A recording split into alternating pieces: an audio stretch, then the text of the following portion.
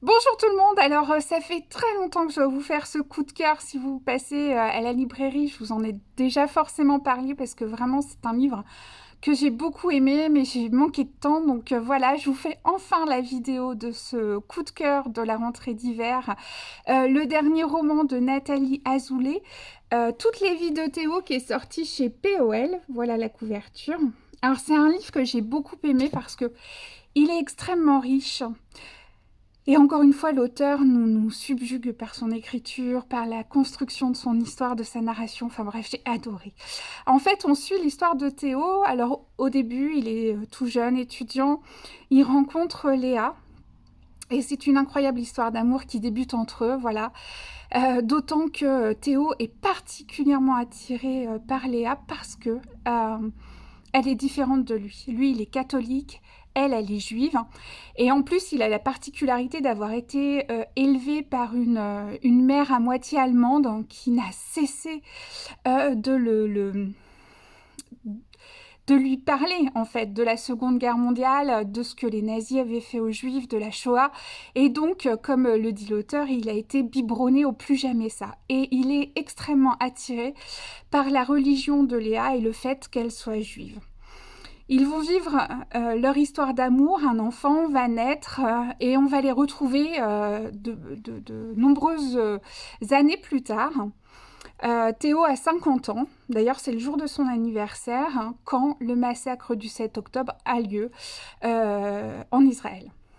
Alors là, le couple se déchire parce que chacun va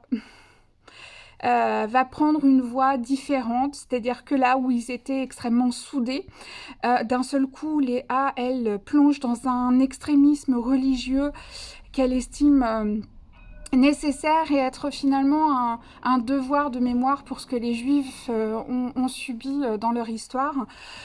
Et puis Théo, lui, il en a marre. Et il va tomber amoureux d'une jeune fille, une Libanaise, une artiste.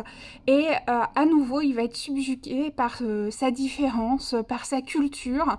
Et à nouveau, c'est l'altérité qui va le guider pour une nouvelle vie. Ce roman, je l'ai beaucoup aimé pour plein de raisons. D'abord parce qu'il parle du couple et je trouve qu'il en parle très bien. Il parle de l'individu dans le couple, il parle de comment aimer la singularité de l'autre, comment aimer... comment l'altérité peut guider le couple. Et puis évidemment, c'est un roman très politique sur un sujet grave, celui qu'on connaît depuis le 7 octobre. Et donc, je trouve voilà, que Nathalie Azoulay a su manier avec malice, avec intelligence, ce sujet hautement explosif qui est celui du 7 octobre, et de l'intégrer à un quotidien, celui d'un couple.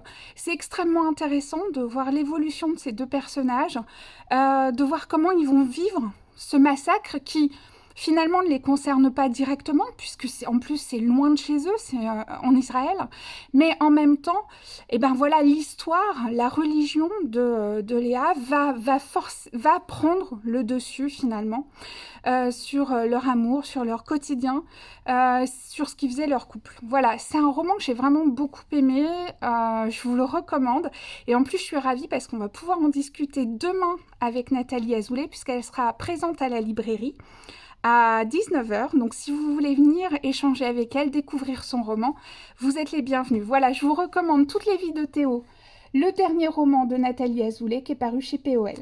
Je vous souhaite à toutes et tous de belles lectures.